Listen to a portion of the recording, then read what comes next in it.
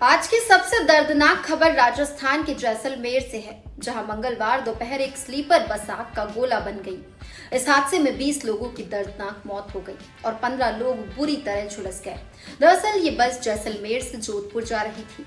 दोपहर करीब 3:30 पर बस में अचानक आग लग गई। कुछ ही मिनटों में बस पूरी तरह जलकर राख हो गई। अंदर बैठे यात्री चीखते रहे, चिल्लाते रहे, लेकिन बस का एक ही दरवाजा था जिससे सब बाहर नहीं निकल पाए।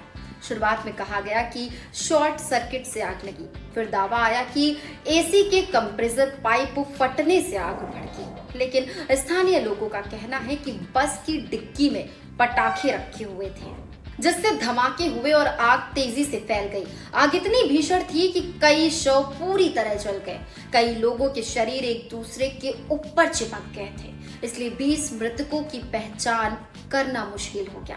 अब पहचान के लिए डीएनए सैंपलिंग की जा रही है। जैसलमेर के जवाहिर हॉस्पिटल और जोधपुर के महात्मा गांधी हॉस्पिटल में परिजनों से सैंपल लिए जा रहे हैं। हर मृतक के 2 परिजनों के ब्लड सैंपल लिए जा रहे हैं ताकि डीएनए मैच कर शव सौंपे जा सके। लेकिन परिवार नाराज है क्योंकि सैंपलिंग में देरी हो रही है। जोधपुर निवासी जितेश चौहान के परिवार ने कहा कि वो सुबह से हॉस्पिटल में हैं, लेकिन अब तक कोई सैंपल नहीं लिए गए। इस हादसे में सेना के जवान महेंद्र मेघावाल का पूरा परिवार खत्म हो गया। महेंद्र, उनकी पत्नी पार्वती, 2 बेटियां खुशबू और दीक्षा, बेटा शौर्य, सभी की जिंदा जलने से मौत हो गई। पहचान में दिक्कत इसलिए आ रही है क्योंकि महेंद्र का भाई विदेश में है और डीएनए सैंपल के लिए सीधा ब्लड रिलेशन जरूरी होता है।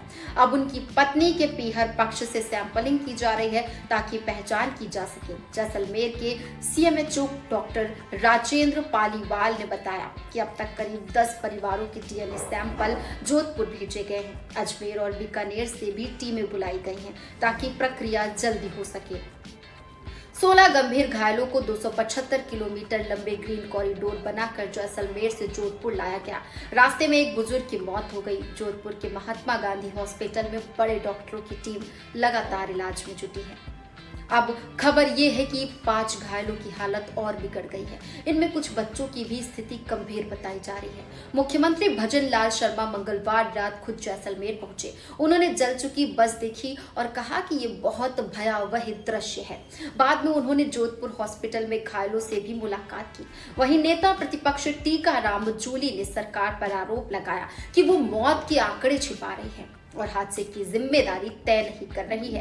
प्रधानमंत्री नरेंद्र मोदी ने इस हादसे पर दुख जताया और मृतकों के परिवारों को 2 लाख रुपए तथा घायलों को 50,000 रुपए की सहायता राशि देने की घोषणा की। प्रत्यक्षदर्शियों के अनुसार बस बिल्कुल नहीं थी, लेकिन उसमें इमरजेंसी गेट नहीं था, ना ही विंडो तोड़ने के हैमर थे, इसलिए ज्यादातर लोग अंदर ही फंस गए। बस को एसी मॉडिफिकेशन के बाद चलाया जा रहा था, जिससे सुरक्षा मानकों की अनदेखी हुई।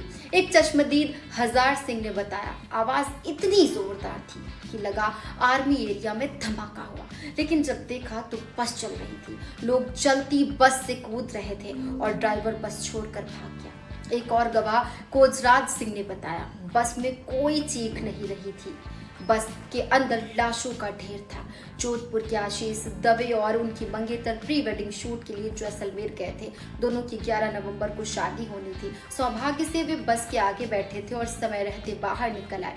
हालांकि आशीष की आंखों की रोशनी फिलहाल कमजोर हो गई है। यह हादसा सिर्फ एक तकनीकी गलती नहीं, बल्कि सुरक्षा में लापरवाही की भयानक मिसाल है। नई बस बिना इमरजेंसी गेट के चलती आग बन गई। अब सरकार और प्रशासन के लिए ये चेतावनी है कि स्लीपर बसों की सुरक्षा जांच अनिवार्य की जाए। 20 परिवारों के घरों में मातम पसरा है। कई शवों की पहचान तक नहीं हो पा रही। ये हादसा सिर्फ राजस्थान नहीं, बल्कि पूरे देश के लिए एक सबक है कि जिंदगी की रफ्तार से पहले सुरक्षा की रफ्तार बढ़ानी होगी।